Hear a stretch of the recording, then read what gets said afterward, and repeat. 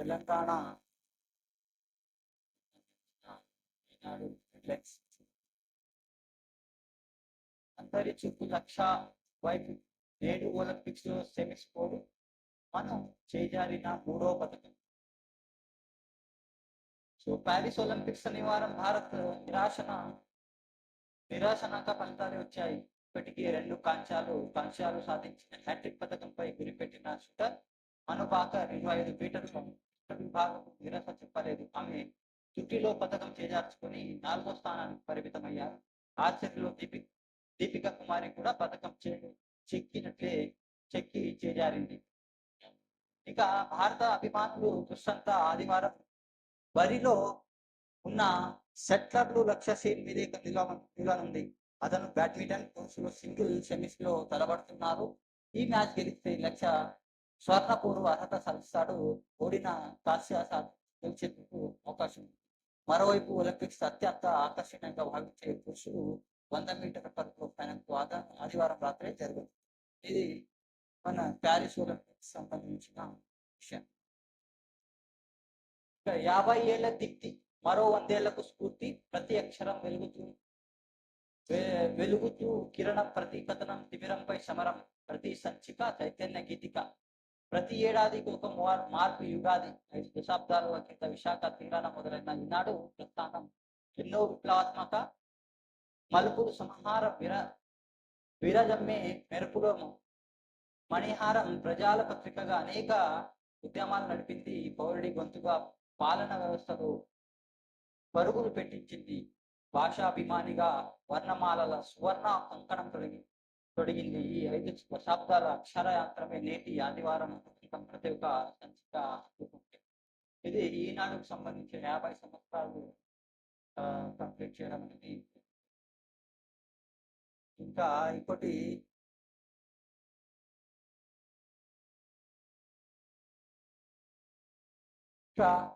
మూసి buffer zone 50 మీటర్లు. ఈ ప్రకారం ఎన్ఓసిలు జారీకి అనుమతి. ఆదేశాలకు జారీ చేసిన నీటి పారుదల శాఖ.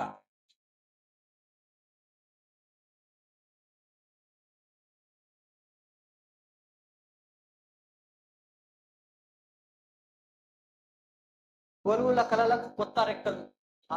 భారత్లో భారీగా బిసిసిలు. ఇది ఐటీ ఉద్యోగానికి సంబంధించింది. ఐటీ సంస్థలకు తెలంగాణ నియామకాలు ఇప్పటికే మొదలు. క్యాంప్ ఆఫీసులోనూ ఆఫర్.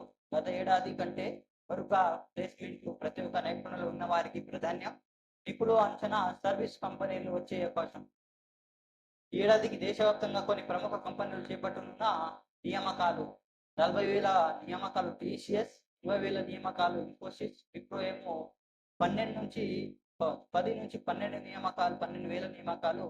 హెచ్సిఎల్ ఏమో 10,000, టేక్ మహీంద్రా ఏమో 6,000. దిగ్గజ కంపెనీలు ఈ రిక్రూట్మెంట్ అనేది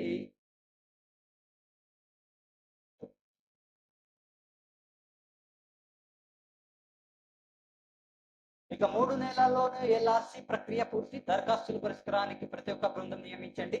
జిల్లా కలెక్టర్లకు మంత్రి పొంగరెడ్డి ఆదేశం. ఖమ్మం నుంచి వీడియో కాన్ఫరెన్స్ లో పాల్గొన్న ఉప ముఖ్యమంత్రి బట్టి.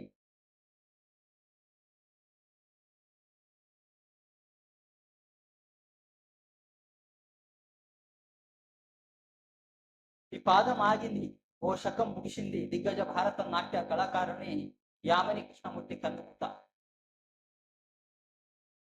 భారతీయ సంప్రదాయ నృత్యమైన భారత నాట్యం కూచిపూడిలకు తన జీవితాన్ని అంకితం చేసిన దిగ్గజ నృత్య కళాకారుని యామిని కృష్ణమూర్తి 84 శనివారం ఢిల్లీలోని అపోలో ఆసుపత్రిలో కన్నుమూశారు.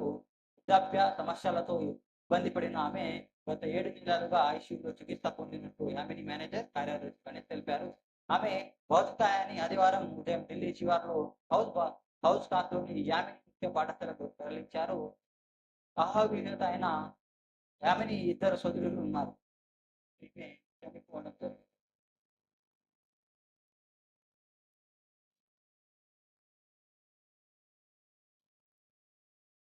ఇంకోటి ఇక్కడ వాణిజ్య పన్నుల కమిషన్లు శ్రీదేవి బదిలీ.